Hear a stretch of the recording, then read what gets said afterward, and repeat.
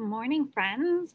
Hi, today I'm going to jump in right away with reading one of our old favorites. And I know that many of you have been reading this old favorite, Peanut Butter and Cupcake. This is one of my old favorites, but this is one of our emergent storybooks that we are going to continue to read over and over again. And I'm going to tell you why after I start reading it. So here we go. Peanut Butter and Cupcake. Now you're used to this one.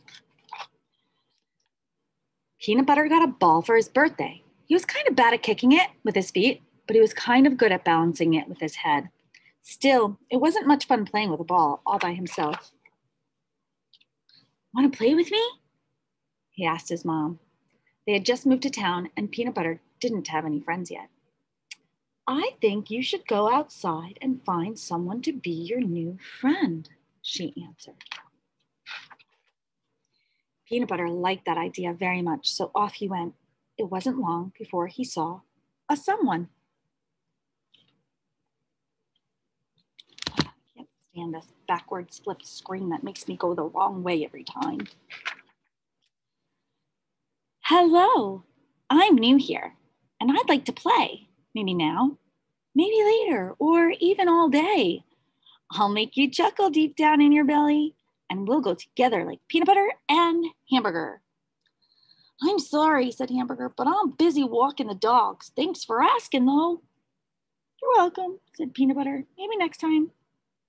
And it kept walking. Then he saw Cupcake playing by herself. He thought she looked sweet and might make a good friend. "Hello, I'm new here, and I'd like to play. Maybe now, maybe later, or even all day. I'll make you chuckle deep down in your belly, and we'll go together like peanut butter and Cupcake." "I'll build them sprinkle castles," said Cupcake. "You can stay and watch, but don't hit my castle with your ball or I'll be mad." Peanut Butter didn't want to make anyone mad. "Oh, that's okay," Peanut Butter said, and he kept walking. Then he saw Egg rolling down the path. "Hello, I'm new here, and I'd like to play. Maybe now, maybe later, or even all day. I'll make you chuckle deep down in your belly, and we'll go together like peanut butter and egg." "Peanut butter and egg? That's funny. You're cracking me up." Egg laughed, and then he really did crack. Peanut Butter didn't want the egg to laugh anymore, so he kept on walking. He found someone jumping. "Hello, I'm new here, and I'd like to play. Maybe now, maybe later, or even all day. I'll make you chuckle deep down in your belly, and we'll go together like peanut butter and meatball." 33, 34. "Shh, I'm counting my jumps," said Meatball. 35, 36, 37. "I'm trying to set a record." Peanut Butter whispered back, "But I have this ball and 38, 39, 40. "Shh," said Meatball. Peanut Butter kept walking. Finding a friend was harder than he thought it was going to be. You know what? When I was reading that book, what did you notice? What did you notice that I was doing? Did you hear that I was trying to sound like the characters? I was trying to say their exact words exactly how they'd say them. Cupcake was a little nervous about that ball being near her sprinkles, right? So I kind of took on her voice and said, "You can stay and watch, but your ball better not hit my sprinkles or I'll be mad."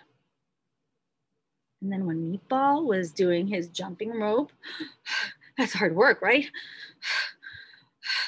We have to sound exactly like our characters. When we're reading our storybooks over and over again, you can make the story sound really, really great by putting in the exact words that the characters say. The exact words make those characters come to life. It makes them be it makes you be part of the story. It makes them be part of your life. It brings them to life. Now they come right into our readers workshop. They're right here when we make them say their exact words.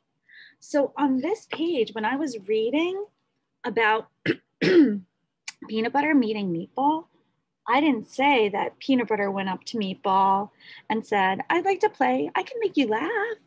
And then Meatball was jumping over a piece of spaghetti like a jump rope, and he was counting, and he told Peanut Butter to be quiet because he was still counting.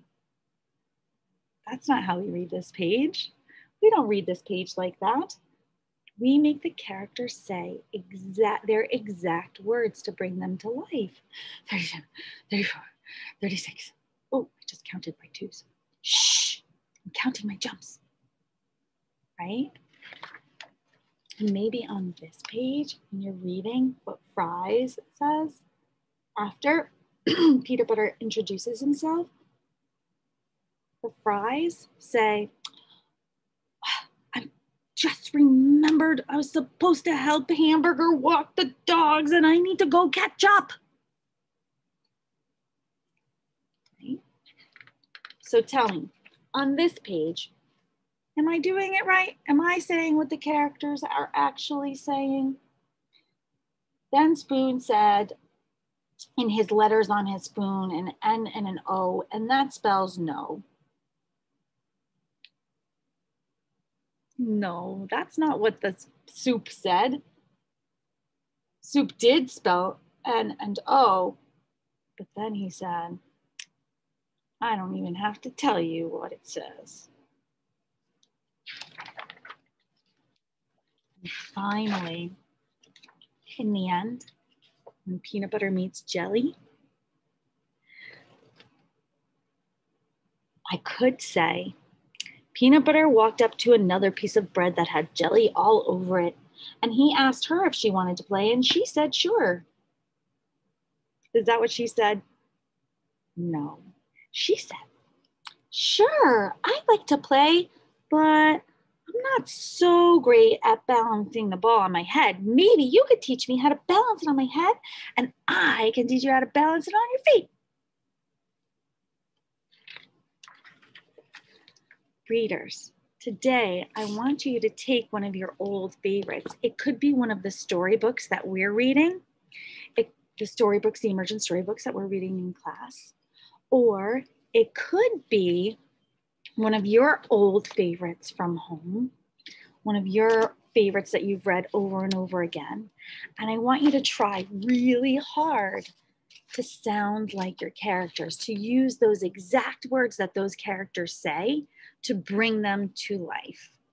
Okay, it's a challenge, but I think you're up for it. I think you can do it. Remember to record yourself so that we can see you and hear those great characters coming right into our readers workshop. See you soon.